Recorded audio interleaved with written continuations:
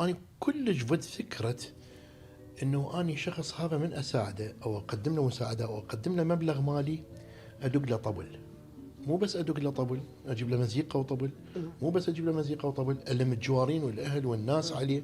مو بس اي شيء، اعلن قدام الناس اني ايش قد منطي، وابدي ازايد، يعني نقل الزايد، هل قد هدالك بعد، هل قد جاب لك بعد. يعني احسها اذلال للفقير. اسف انت ما معنيه بهذا الموضوع نهائيا. القناه هي المعنيه وليس انت.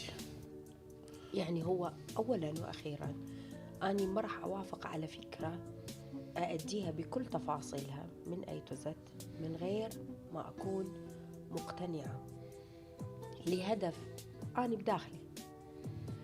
أنا أجد أنه السنين العجاف اللي إحنا بيها واللي إن شاء الله تنتهي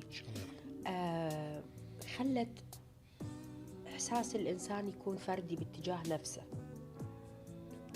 رغم أنه كرم العراقيين وشهامتهم تضرب بها الأمثال، لكن بقى يقول لك الفقير ما حد بحاله، فقير إلى الله. لما أنت تخلق حالة من العطاء، صورة العطاء، أعتبرها أني تسبب عدوى للآخر، لأنه تصير فرحة والناس تشارك بهذه الفرحة. هذا هو التخريج الإنساني اللي أنا أشوفه.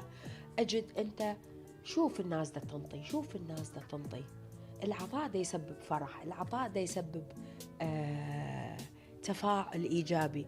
فأنت تلقائيا تلقي كثير من القنوات والجهات بدأوا يفكرون إنه هم يشتغلون بنفس الخط. نواياهم في صدورهم، لا يزكي الأنفس إلا الله. انت كاعلاميه ما تشوفين هذا استعراض؟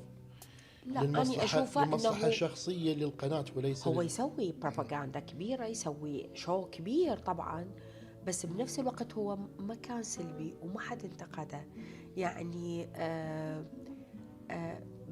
ظل بحاجة إلى ديمومة، لأن الناس دا تتأثر بطريقة إيجابية، ودا تنطي ثقافة لطيفة بين صفوف الشعب إنه أنت اكرم وفرح وسوي هذا الشيء.